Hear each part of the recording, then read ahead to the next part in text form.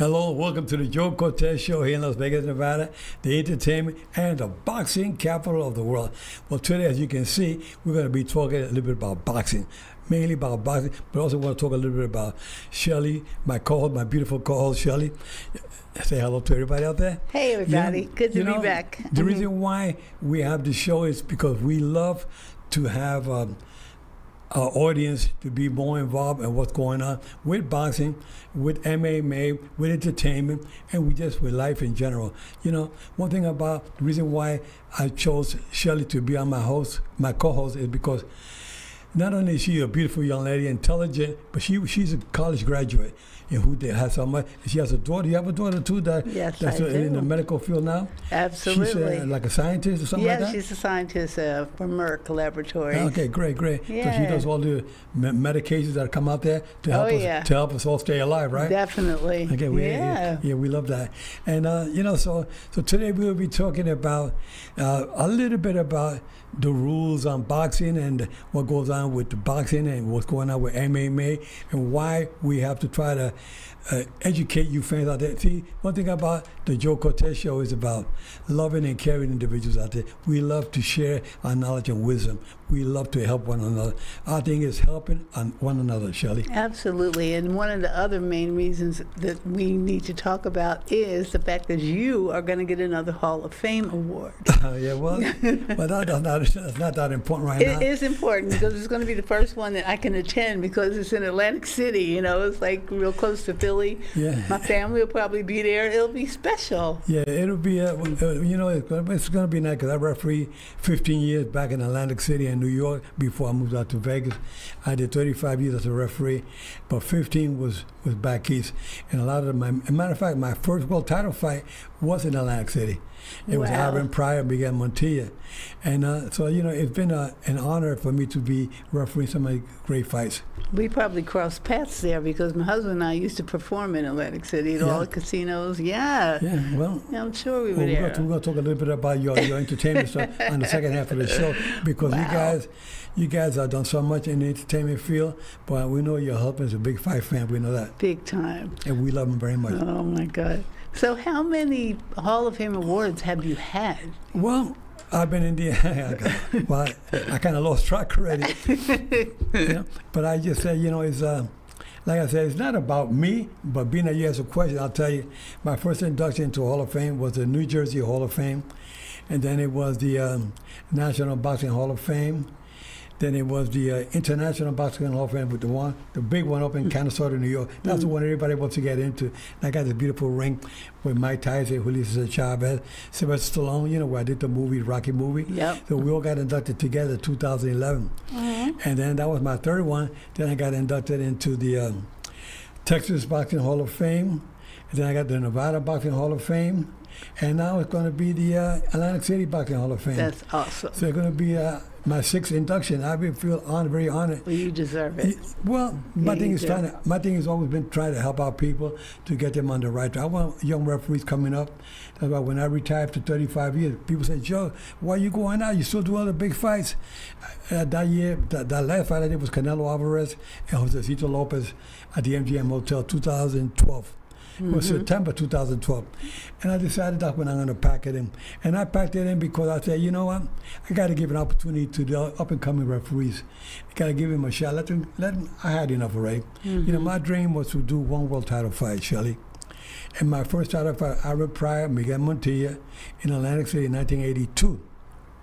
That was 5 years after I turned pro. Mm-hmm. And I remember everybody, a lot of people ask, I'm going to answer your question. Somebody asked me the other day, how do you start refereeing?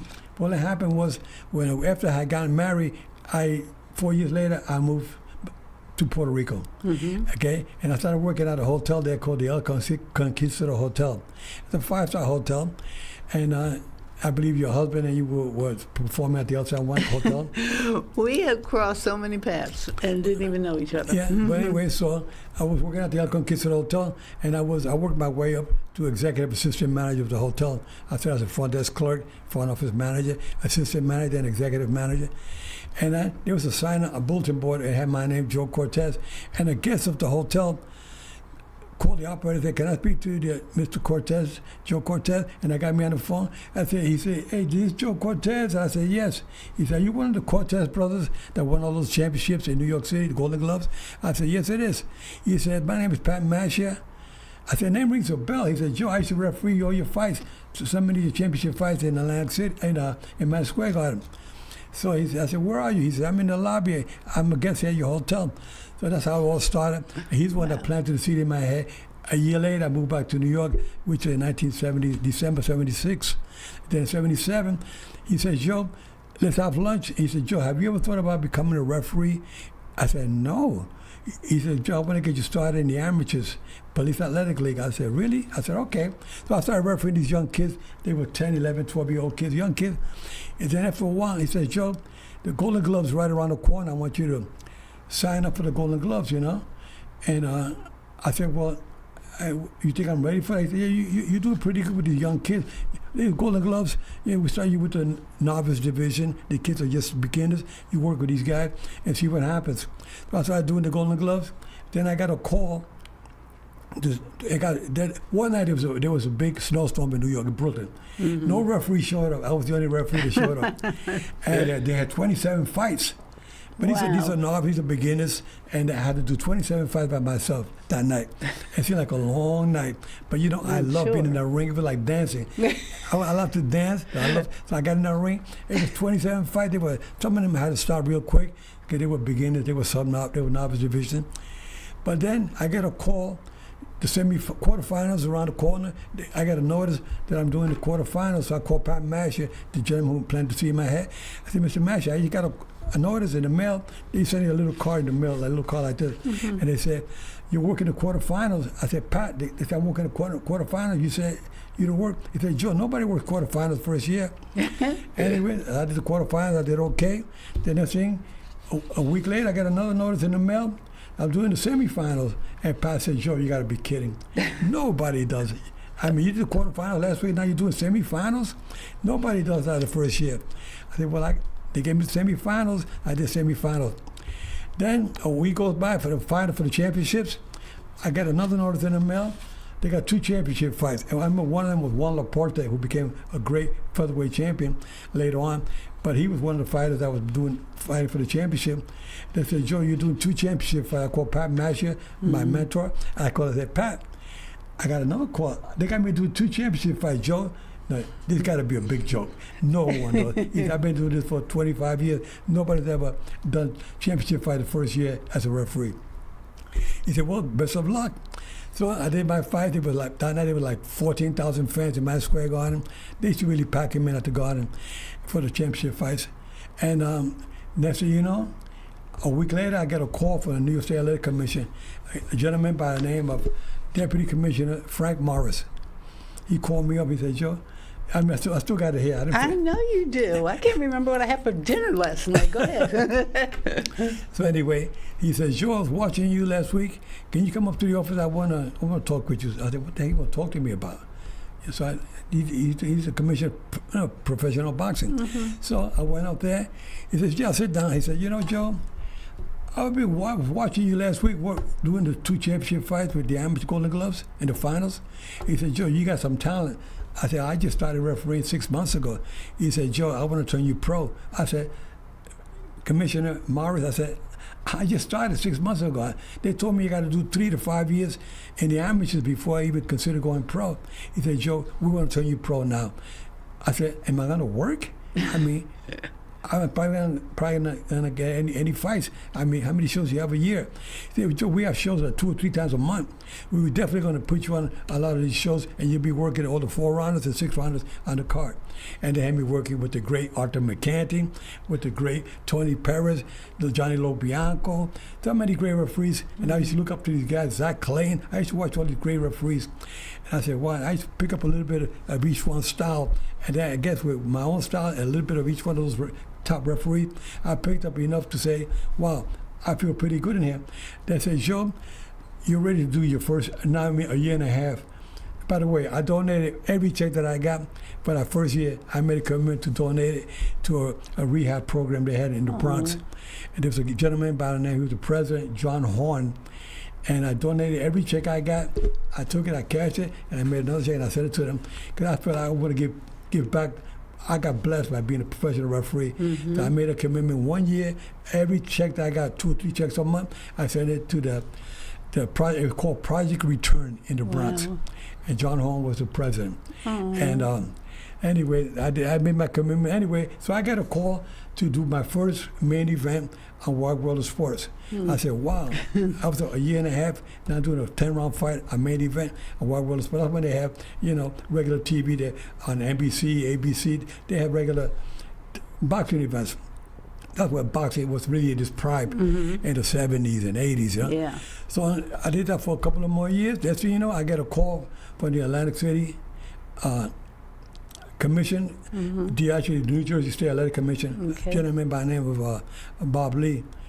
And he said, Joe, you've been chosen to be a referee for a championship fight. I almost dropped dead. And he said, Joe, you're doing an RM Pryor and Miguel Montilla. But that was my first world title fight. And my dream was to do one world title fight, and that's how it all started. And then next thing you know, I joined WBC, WBA, IBF. Then WBO came at the end. Then Paco Vacasal, the president, he called me and said, Joe, we got a new sanctioning body. We don't have any referees yet. We want you to be our first referee for the championship fights. So I joined them. So now I say, I'm an independent referee. I've joined these sanctioning bodies, but I'm independent. I don't belong to nobody. I can work with whoever I want. Some referees are afraid to work with certain sanctioning bodies. They're afraid that maybe the other bodies will not give them an opportunity. You only can work with one sanctioning body, whether it's WBC, IBF, WBO, or WBA. I said, I want to work with everybody. So I was doing my job, and you know what? Every sanctioning body kept using me over and over again. I never had a problem. So thank God for that. And that's why everybody loves you, Joe. You are so humble, and you have done so many different amazing things. Even up until now, you're always helping people. Everybody loves you. Everybody. Well, one thing I learned, Shelly, is that I learned that my mother always taught me, said, always help people out there and always dress nice. Maybe that's why I always see me with a shirt and tie and jacket. Because my mother always told me, people judge you for how you dress. That's absolutely right. You dress like a professional, you're gonna do okay for yourself. Yep. So people did respect me. But I always felt you got to pay it forward. You got to help people out there. Just like I had Benji Esteves, one of the top referees. When we first started out, I met him in the amateurs, and I said, one day I called him up and said, Benji, I like the way you referee. You're pretty good. How long you been refereeing? He said, I've been in the amateurs a number of years. And when are you going to go pro? He said, I don't know yet. So what happens when I already had done 15 years in the pros, and I was pretty well known as a referee doing main events. I got chosen from the Nevada State Athletic Commission. They recruited me to Las Vegas to do the big fights here. And I was afraid of making a move, but finally they convinced me. I made the move. But when I made the move in 1992, that's the same year that Benji Esteves turned pro. So he was ready. So Benji would always call me up he asked me all kinds of questions, all kinds of different scenarios in boxing. What happened with this? How can I do this? How should I do that? And I was helping him all the time to get him on the right track. And we did that. And Benji really listened to me a lot. And then from then on, so many referees kept calling me for advice and whatnot.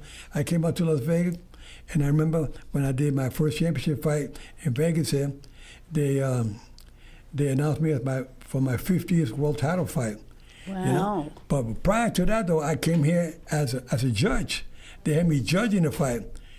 I was surprised because I was refereeing so many fights. And then Chuck Minka, who was the executive director, sent me a text. He said, Joe, I was watching you, all the fights. I keep a record of all the scoring of all the judges. And you always come up on top. And we're doing a rematch with Larry Holmes and Michael Spinks. And they said, you're going to be one of the judges for that. So it was a rematch. I sat there, and I scored a fight. It was 12 rounds, and I gave the fight to Larry Holmes. The other two judges, Frank Brunette and Jerry Roth, gave it to Michael Spinks. And they were booing like crazy. I thought they were booing me because I was by myself, and the other two called it the other way. And then the commissioner came up to me and said, Joe, you know what? they're not booing you. They're booing the other two guys. You're the one who had it right. Oh. And I said, wow, So I was happy, Yeah. Then after that, they said, Joe, if you move on and you become a resident, you'll be doing fights like this, but as a referee. I won't make the move yet. I was not ready. Because I was in the field of ophthalmology, working with doctors, and I don't want to make that move. So, because I had a good job. I had my own business in the field of ophthalmology. Not that I was a doctor, but I had a good vision screening program. And then I got another notice to come back to Vegas to judge again, because I was not a resident. They wanted to judge. They called me to judge Sugar Ray Leonard and Roberto Duran. And I did that fight, and wow, I gave it to Leonard like all the other two judges. So I was a judge for my first 2 assignments in Vegas. But then it took a while before I made the move. So in 1992, I made the move here. And Benji Stebbins, referee, Joe, you're leaving me. I'm here in New York. I said, don't worry, we stay in contact with each other. We kept calling each other. But that's how it all started with me. But the thing is, helping people out there get these young referees on the right track and making sure they reach another level. I was fortunate enough to make it to that level, and now it's time for me to pay it forward. And I've been doing that. I've been doing that for 20 years, helping everybody out there. Yes, I'm witness to that. I don't knock anybody, and if somebody does something wrong to me, you know what? I forgive them. I say, you know what? I understand. I try to show them this is the way I am. That's right. I don't want to put anybody down. That's not my style. I try to, on the contrary, if somebody does something to me, I say, I try to get them in and understand that they understand the way I am. I'm caring and loving. And if you don't like the way I am caring and loving, then I feel sorry for you. That's right, and that's why you're such a good example for kids. And I know you have spoken to a lot of kids in different situations. Yes, it's a judge named Natalie Terrell. She was a family court judge. She retired last year. But she was, I was at an event where she was campaigning to run for judge. She was a judge, but she was campaigning to be reelected. Right. And I was walking by. She said, Mr. Cortez, and I looked. It was this lady, and she said, "Come here." And I went over. She said, "I'm Judge Natalie Terrell." She says, I'm campaigning for my new election. So I said, "Yes." She said, "I'm a big fan of boxing." I said, "Really?" She said, "Oh my God, I got to talk to you about my career." She says, "I've been a judge and whatnot, but I love boxing so much." I said, when she told me that, I'm thinking real quick. I said, you know what, let's have lunch. Can we have lunch next week? I will talk to you about something. So it gave me a chance to call up the different amateur program. And I said, I have a person I want to recommend as a judge in boxing. And she happens to be a family court judge, Natalie Terrell. And I said, all right, bring her down. So I brought her down, and they signed her up, and then she took the course, and she passed, and she gave me 10 years in the amateurs as a judge. Because when I went for lunch with her, I said, listen, Your Honor, I got you a position to be a judge in boxing. I know you're a judge. You're a judge in real life, but I'll make you a judge in boxing. She was so excited. So I got her started. She did 10 years in the amateurs. One day I told her, Your Honor, I got a position I want to recommend you for the Nevada State Athletic Commission to be a professional judge. She said, really? And I took her down. I recommended her, and they accepted her. And she's been a judge for about the last 15 years, professional judge. Aww. But she retired as a court judge. But she used to ask me to go to the courthouse and talk to the juvenile delinquents that were there with the parents. I would go talk to them to get them on the right track. That's amazing. Yeah. Wow. Yeah, but it's been a lot of fun doing all these things, helping people out there. I think that we need more people to share and love and give the caring and don't be knocking people out there. Help people. Maybe I should have been a priest, right? Oh, yeah. or maybe a pope. Don't start. No. Forgive me for joking. But yeah, I just want to say that I just love everybody out there. Oh, and we love you, Shelly, too. but let's talk a little about you. You've been in the entertainment field. You met so many individuals out there. Wesley and you, I met you guys at an Italian restaurant one day when I walked in there. Tell us a little bit. Oh, my goodness. Well, first of all, my husband and I, we met back in Philadelphia. We're both originally from Philadelphia. I was born in Jersey. And right after college, I went to the University of Dayton in Ohio, and I majored in theater. And when I came home, I started doing Broadway musicals. And I loved it, but I was only going from Philly to Jersey to New York in the tri-state area. And I'm like, you know what? There's a big world out here. How can I see the world? for free. Okay, I'll be a flight attendant. Yeah, so I applied with Pan Am and Eastern, which of course none of them are around anymore. That was so long ago. Right. But Pan Am hired me because I could speak a little Spanish. Yeah. And they were like, okay, you know, so I traveled the world and got to see the world, and it was great. So one time I was home, and my girlfriend took me out for my birthday, and there was a guy playing the piano at the restaurant that we went to, and he knew my girlfriend, so he came over in his break and he started talking to us and everything.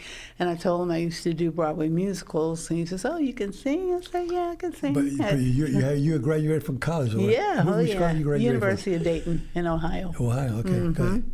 And so when we met, he asked me to come and sing a song with him at the piano. So I did. And right after the song, we went back to the table, and the gentleman comes over and he says, "I want to hire you. I'm opening up a new restaurant, and I would love to have you guys entertain in my restaurant." But I was like, I don't know about that, because I'm a flight attendant with Pan Am. Liking traveling the world right now, but you know, if I change my mind, I'll let you know. Well, right after that, when my husband and I first met, then we started dating. And then I was supposed to go to work with Pan Am that day. I was based in New York. I always drive from Philly to New York, and so I was supposed to go to work that day. And Wesley says to me, he goes, "Don't go to work today. Play hooky, stay home. Let's learn some songs. Take this guy up on his offer to sing." And I'm like, I said, "Okay, all right, I won't go to work today." So I called in sick, and I guess it was fate, because that was the day of the Pan Am bomb that blew off in Lockerbie, Scotland. So basically he saved my life. So I had to marry him. What can I say? And then we learned some songs and we put it together, and then we started performing together. So we were performing in Philly and Atlantic City. Like I said, I'm sure we crossed paths. You know, we were in Puerto Rico a lot, you know. And eventually we got a band, and we traveled to Japan. And we were only supposed to be in Japan for like 7 weeks. We ended up staying like 10 years. It was that good. It was that great. Then the earthquake hit in Kobe, so we came home. Oh, yeah, there's a picture of, in Osaka. We were performing at the Blue Note for a while. Yeah, Japan was great. Yeah. You know what, let me tell you, that's why I say you fans of that, this is a knockout of a show, because having Shelly on there, she's a knockout, you know, with her entertainment, her beauty, her intelligence, and the heart that she has, which is so important. That's why I love you and your husband so much, because you guys got a good heart. Oh, yeah. And besides traveling the world, I get to meet great people such as you, you know. And I love telling the story of how we met all the time, because my husband's a big boxing fan. Okay, but before that, your husband used to perform with the actually, before I met him in the restaurant, he was performing with a group from Philly called the Stylistics. He was a keyboard player and arranger, and he wrote a couple songs for them and everything. And then he was very young. He was 14 when he started. Wow. Yeah, back in the day, he could be that young. And then eventually he went with Lionel Richie and the Commodores, and he was with them for 3 years. And he was, like I said, he was young when he started, so he was just like running around spending up all the money. He was writing a lot of the music for them? Yeah, he did, but he wasn't good at like signing papers saying, you know, I should have some rights and stuff like that. He didn't care. Yeah, he just wanted to perform. Most entertainers just want to get in the door. Exactly. They don't sign contract. They just do it for the love of it. Yeah, for love, yeah. Yeah, so that's what he was doing. And then once we met, he was a little bit discouraged, and like I said, he was just playing in a restaurant. He said, "I don't want to play with any big names anymore. I just want to play for myself and my music, and that's all I'm concerned with, because I made too many mistakes." And then when we met and we started performing together, it just all started a whole new world for us. Yeah, but you perform on the cruise lines for over 20 years, but you've been performing now for the last 6 years at Lolo's here in Las Vegas, right? Yeah, here in Las Vegas, yes. We had moved from, when we left Japan, we didn't want to go back to Philly, you know, so we wanted to go someplace warm. Yeah, there we go at Lola's. I love Lola's. It's like a big family. Every Saturday night? Every Saturday we are there from 6 to 10.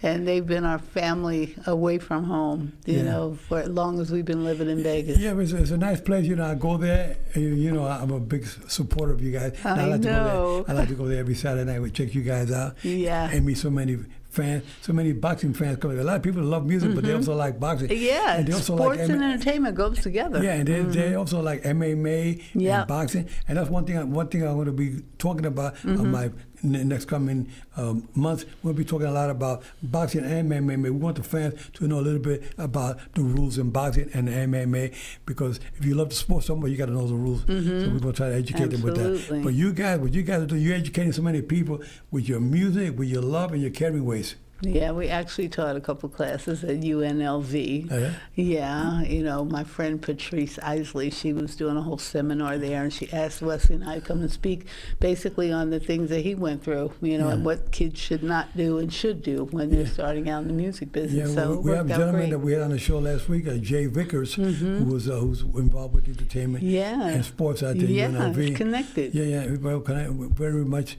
of a good guy. We want to try to help out wherever we can with UNLV, with yourself and myself, and with Jay Vickers, who's a fine gentleman, and we're going to be doing some things in the very near future with him. Yeah, you've introduced me to some really great people just from meeting you. And I'm thinking, but you know, you and your husband have been performing for so many years. You've done so much, and you see a lot of individuals out there that we're trying to help out as well. And we meet so many people at different clubs and whatnot. We try to bring them on board to help them get some gigs in different locations, and it works back and forth with you guys.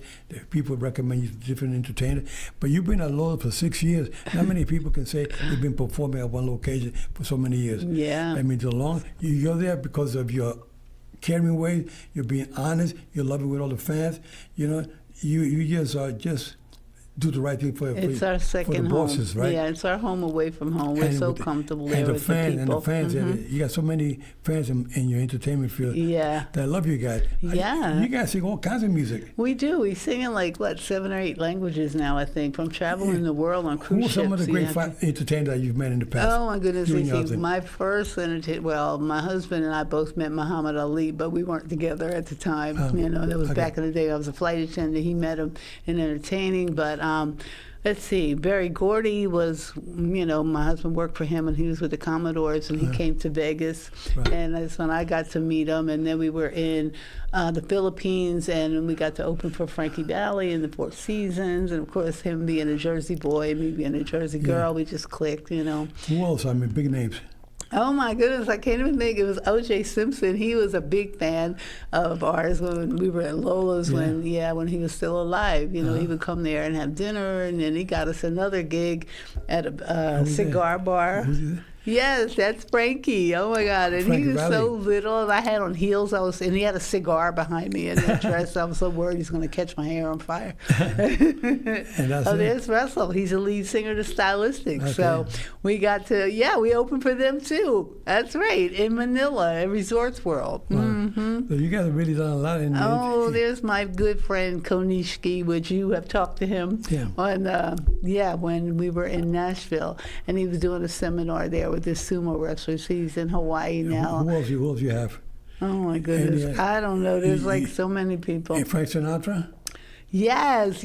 I worked with Frank Sinatra when I was a flight attendant for Pan Am in first class. You got to meet him? Yeah. So who are the other famous entertainers? Lionel Richie, you say was one play with your husband? There's so many I can't even think off the top of my Michael head Jackson? right now. My husband knew him very well because they both started off when they were very young. Right. And they used to sneak into this place in Philly. It was called the Uptown Theater, where they had a lot of musicians perform. It was like the Apollo in New York. Yeah, but you guys sing a little bit of everything, right? Yeah, we do, because a lot of people, they see you and they're like, oh, you do Motown? It's yes, we do Motown, but we do so much more. You do Frank Sinatra songs? Absolutely. You do Celine Dion songs? Yeah, exactly. Whitney Houston, anyone.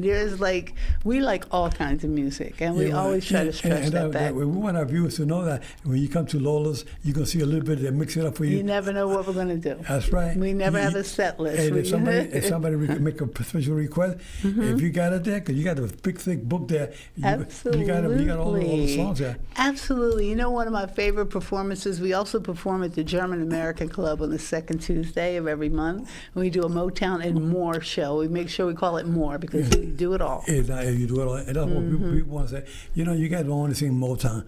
You know, you sing a little bit of everything. Yes. I mean, I've heard your husband sing a little bit of opera. Absolutely. We used to, from Broadway, of course, I have to.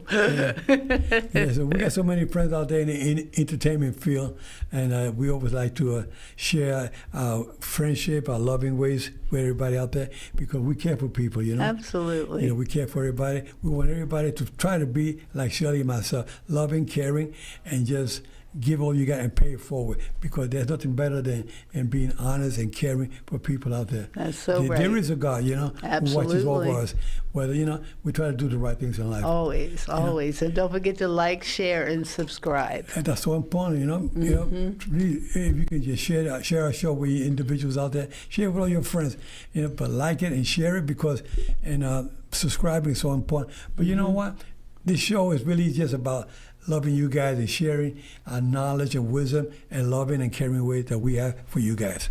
Yeah, time goes by so fast. We could talk forever. Again, guys, we'll see you guys next week. Don't forget, this was a knockout of a show. As you can see today, we're ready to jump in the ring. And you know what? Shelly's so beautiful that I think I would have put her in the ring to be... After the show, we put in the ring to be the ring card girl. Oh, God. Those days have passed. We'll see you guys next week. Keep your guards up all the time. Protect yourselves all the time. And remember, we love you all. Bye-bye. Congratulations to Joe Cortez on his well-deserved induction into the Atlantic City Boxing Hall of Fame class of 2025. Known worldwide for his signature phrase, "I'm fair, but I'm firm," Cortez is celebrated as one of the most iconic and respected referees in boxing history. With over 170 world title bouts under his belt, including high-profile fights like the historic Tyson vs. Holyfield II and Mayweather vs. De La Hoya, his steady hand and deep knowledge of the sport have left a lasting impact on fighters, fans, and the global boxing community. Cortez's contributions to the sport go beyond officiating. He has trained and mentored future referees and worked to maintain the integrity of boxing worldwide. A former Golden Gloves champion and one of the most recognized figures in boxing, his name is now etched in history. We proudly honor Joe Cortez for his legacy, professionalism, and dedication to the sport. Congratulations from the Atlantic City Boxing Hall of Fame.